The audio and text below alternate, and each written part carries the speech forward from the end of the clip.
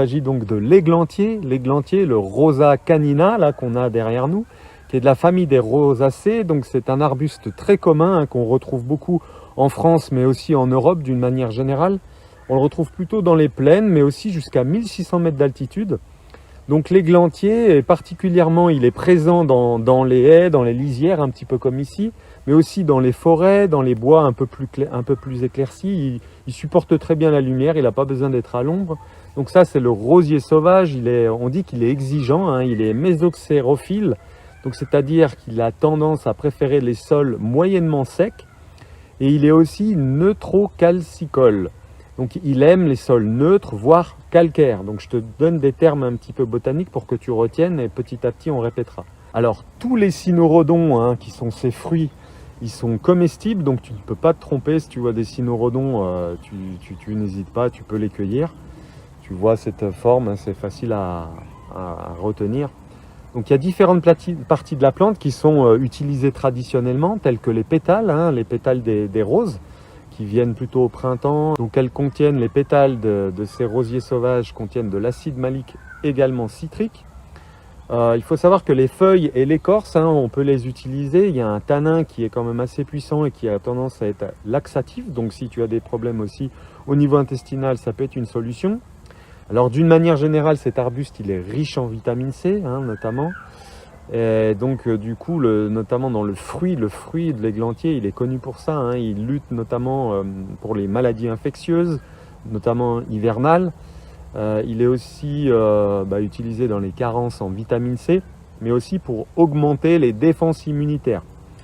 Notamment, ça c'est lié à sa richesse en pectine, mais aussi en acide organique, hein. Donc ça le rend du coup légèrement laxatif et diurétique. Il va nettoyer aussi le corps. Il a aussi des propriétés astringentes, c'est-à-dire qu'il peut resserrer les muqueuses, notamment en interne, donc c'est-à-dire qu'il resserre les tissus.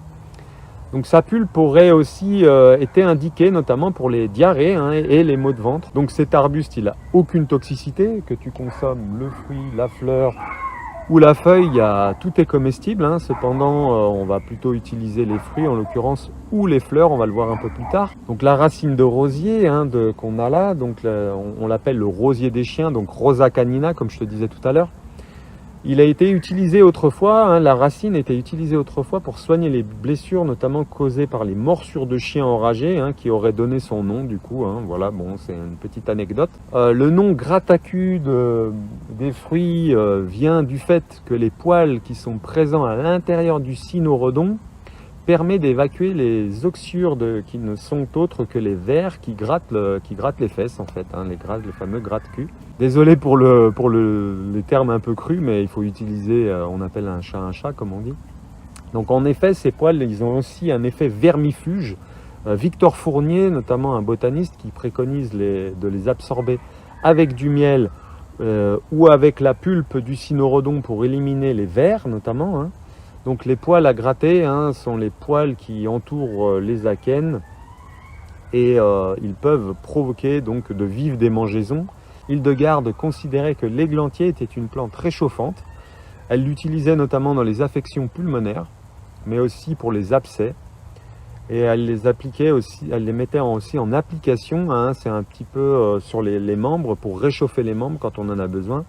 C'est un petit peu similaire au thym, notamment au niveau interne. Le thym a tendance à réchauffer le corps d'une manière générale, aussi comme le romarin.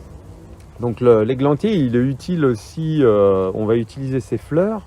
Donc le jour du solstice d'été, notamment, à midi, à ce moment précis, tu fermes les yeux, tu approches ton nez, tu inspires ce doux parfum exaltant. C'est un peu une manière de s'associer aux louanges de la terre, hein, vraiment, c'est vraiment ça fait vraiment du bien d'humer cette odeur. Donc Homère raconte que les Troyens connaissaient l'ongue, qui n'est autre qu'un remède à base de résine que l'on tirait des roses mises à macérer sous le soleil dans l'huile et du vin.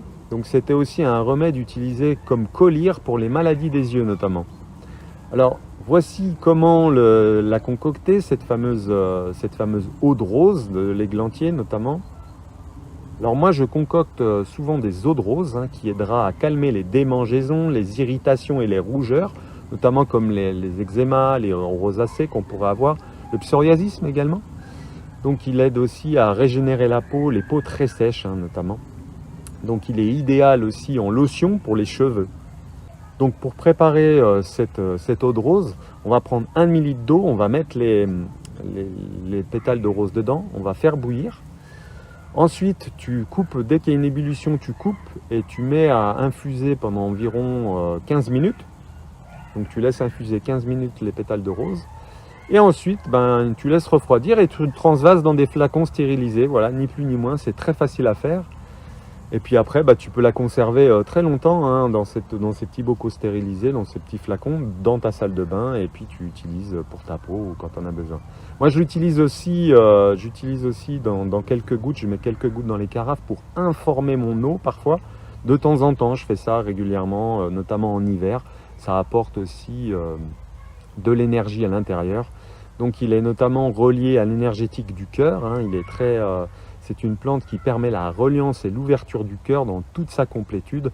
Donc ça, je t'invite vraiment à te relier au cynorrhodon de cette manière-là.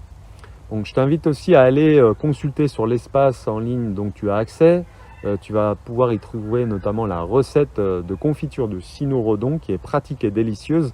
Et moi, je ne me prends pas trop la tête, je te laisse aller voir. Tu verras, il n'y a pas besoin d'aller faire des filtrations ou d'aller enlever forcément les petits poils à gratter. Voilà, je te laisse découvrir ça et puis je te dis à très bientôt dans la suite.